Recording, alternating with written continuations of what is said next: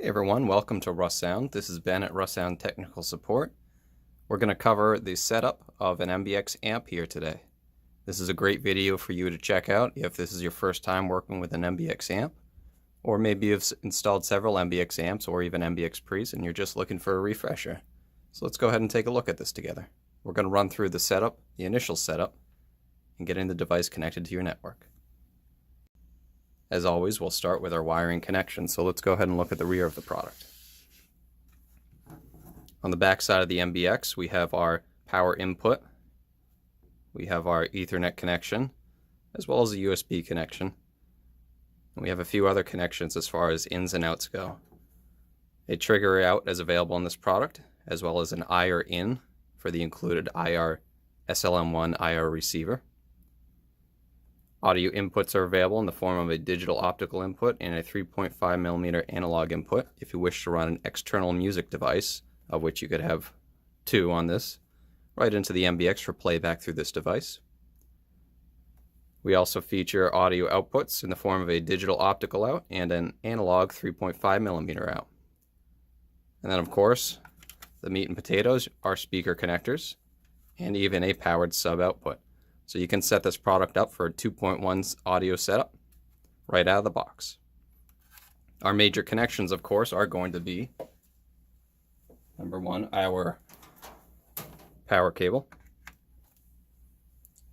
Number two, Ethernet connection. Although it's worth mentioning that the MBX amp will function on a wireless network if desired, and we're going to cover exactly how you'll set this product up on a Wi-Fi network if you need. And of course, last but not least, our speaker connections. We would directly attach speakers to the rear here. You can opt to use banana plugs that will directly connect to the back of this product, or unscrew these terminals. And this will allow you to insert speaker wire in through each of the holes, to which you can then clamp these down nice and tight so they won't go anywhere.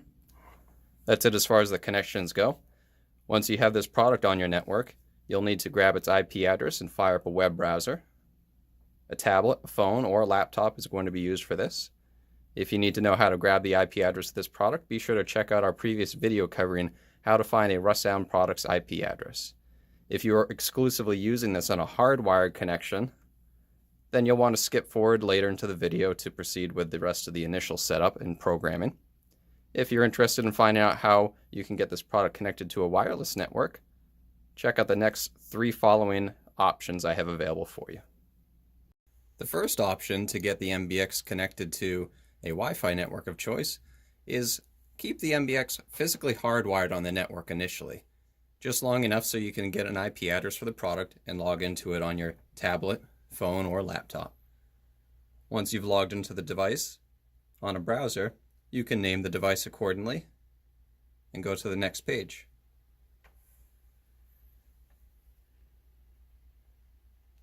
On the following page, you have the options of adjusting your networking settings. To this end, you can choose a Wi-Fi network of choice, enter the password, and then click Apply. The MBX will take a few moments to update the new network settings you've applied to it, and at this point, you can then safely remove the Ethernet connection from the MBX. You will just need to rescan your network and locate the new IP address for your MBX, and then you can log back into the device and continue with the rest of the setup.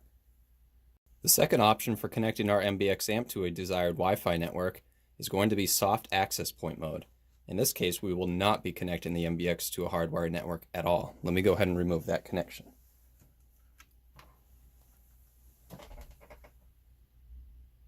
You'll notice that when there's no network connection on the MBX, the power LED will be flashing amber. This lets us know the MBX is powered on, but it's reporting it's not connected to a network at all. In this case, we will now, on our phone, tablet, or laptop, go to our wireless settings. Refresh your local Wi-Fi connections, and you'll see the MBX amp appear as a wireless connection you can connect to. The name will display based on the host name of the MBX. In this case, mine is MBX amp Alpha Foxtrot Charlie 5. If I look to the underside of the MBX itself here, I'll see that same host name. We'll then elect to connect to this Wi-Fi network.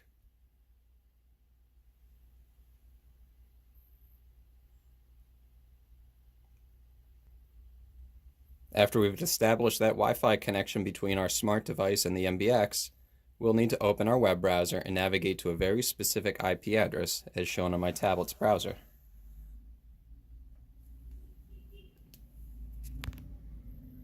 The address is 192.168.255.249.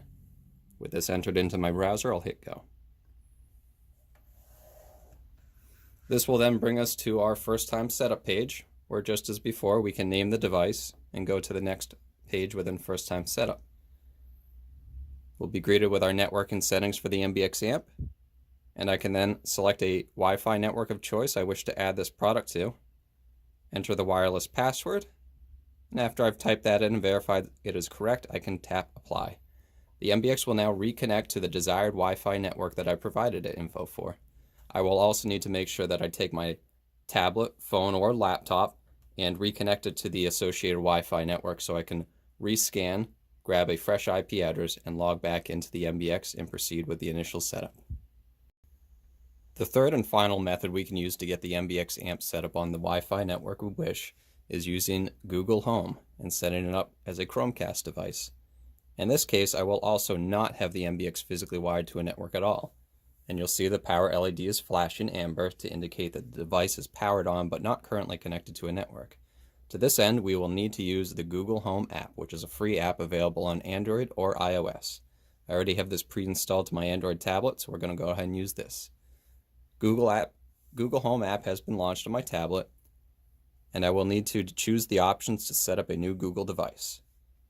You may be instructed to sign into a Gmail account, or possibly also create a home for your Google product you are adding. Google Home will then take it upon itself to look for local devices it can connect with.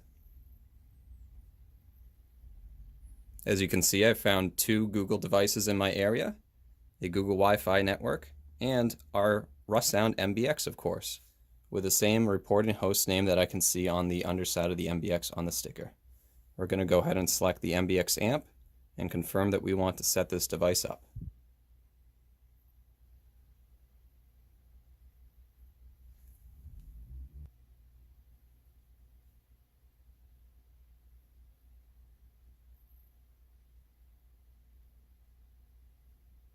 One nice feature of doing the Google Home setup is this will also enable the MBX amp for Chromecast casting, which might be something you want available on the product anyways. You'll essentially be killing 2 birds with 1 stone by doing the Google Home setup. You'll activate the MBX's Chromecast functions, and you'll also get it on your desired Wi-Fi network in one fell swoop. The product will ask you if you heard a noise when you're setting this up. If you have your speakers attached, you will definitely hear something. In this case, I don't have any speakers wired in at the moment.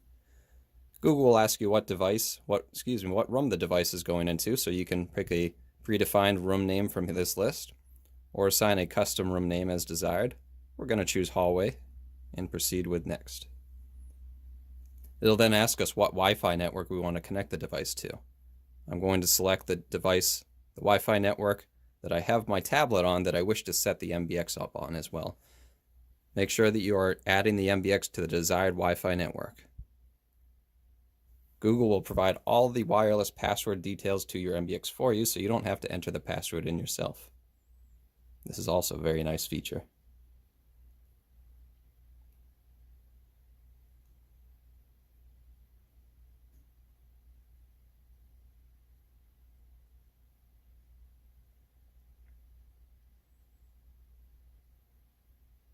Now that the MBX amp has been set up through Google Home, Google will ask us a few other questions. At this point, we can choose to skip some of them or set them up as desired. This would all be in relation to Google capabilities on the MBX and may or may not be necessary in your case, depending on how you and your customer anticipate on using the device.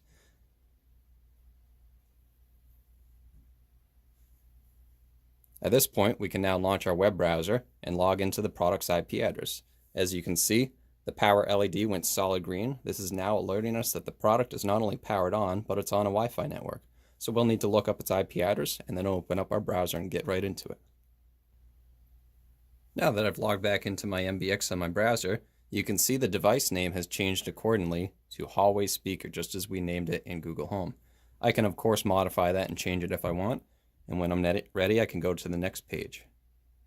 You'll notice on the networking page, unlike the other options when we were setting this product up, there's a message now indicating that a network settings change has been made using Google Home, and if I want to change network settings on this MBX amp, I'll need to use the Google Home app to do so. If I intend to change network settings manually, I will need to factory reset the MBX amp. Keep this in mind. If you wish to troubleshoot the MBX down the road or modify network settings after you've set up the product initially, you will not be able to if you have done so with Google Home right out of the gate. This doesn't mean you shouldn't set up the product with Google Home, but it's just something to keep in mind. You may wish to use one of the other Wi-Fi network setup methods first, and then use Google Home to enable Chromecast after. That will allow you to set up the product on your Wi-Fi network of choice and manage network settings, but yet still be able to use Chromecasting features. Either way, the product is now set up on our desired Wi-Fi network, and that is option 3 for getting the product on the Wi-Fi network. From here on forward, we'll be moving on through the rest of the setup. Whether you've gone the route of a hardwired connection, or you've set up the MBX amp through one of the 3 provided methods for Wi-Fi network settings, you'll then be logging into the MBX on your web browser by navigating to the product's IP address. Google Chrome, Safari, or Firefox is recommended for this. Once you've logged into the product, you'll be greeted with our first time setup page, to which you'll need to unlock the Russound product with your RCI credentials. If you don't have your credentials prepared or you can't remember your password, please reach out to Russound Technical Support or Russound Sales Team for information about getting this info to you or retrieving your password. Either way, once your device is ready and unlocked, or if you still are working on that, you can proceed with the rest of the setup. You can name the device according to how you want it to display. This will be important because this will be how the device will report itself within the Russound app or XTS Plus keypad. It is likely you'll want to name this after a zone of audio that you are setting the MBX up in, especially if you are using more than one MBX in a single installation. When you're ready, tap the Next button. The next page will be networking settings. Most of this is set up for best general preferences, so you may or may not need to change anything on here at all. If you are setting the device up on a wired network, Wi-Fi network, you can make those modifications here, as well as set up for static or DHCP. The device is in DHCP by default. When you're satisfied with these changes, make sure you tap the Next button at the top. You'll then be looking at your date and time settings. The MBX uses internet time, so the only important detail here is to select the country and the region you're in to assign the right networking time for the product. When you're ready, tap the Next button. Firmware update will be the final page displayed in Firmware first time setup. If your MBX is not fully up to date, you'll get an indication message of letting you know what version is available, and you can then tap the web update option to proceed with a firmware update right over the web. If you do this process, the MBX amp will take a few minutes to update and reboot itself, and upon reboot, you'll need to refresh your browser page and just skip through the first few pages of first time setup so you can come back here. Whether you've needed to do a firmware update or you're already up to date on the product, when you're satisfied, all we need to do is tap Done to finish first time setup. Every time you log into the MBX from here on out, you'll be greeted with the MBX amp status page. From here on out, you pretty much have free range as far as customization. You're looking at the status page, which we're on by default on our landing page. You can also select from admin-based options, such as modifying network settings, updating firmware, reviewing information about Chromecast, modifying what streaming services are visible on the device, integration support, and factory reset the product. You might also find that you end up going to the setup section, where you can modify some general settings on the MBX product. You can even rename the device from this page and modify your date and time settings. A few other features are also changeable within here. Most of these are set for just general best use, so there's probably not anything you'll want to change in here, but if you do have a question about this, be sure to let us know. In the top right of the browser, you do have a drop-down menu. You can use this to navigate between multiple Russound products on site. So if you have several MBX amps you're setting up, this would allow you to jump between several of them at a time. That's it for the basic setup of an MBX amp. If you guys have any questions that weren't covered in this video, take a look at some of our other videos. They may well cover that topic. Otherwise, reach out to Rust Sound Tech Support and we can give you a hand with any other questions you might have. Thanks for watching this video. Make sure to like and subscribe. And if you have any comments you want to leave below, especially suggestions on what other videos would help you guys, be sure to leave those for us. Thank you guys. Take care.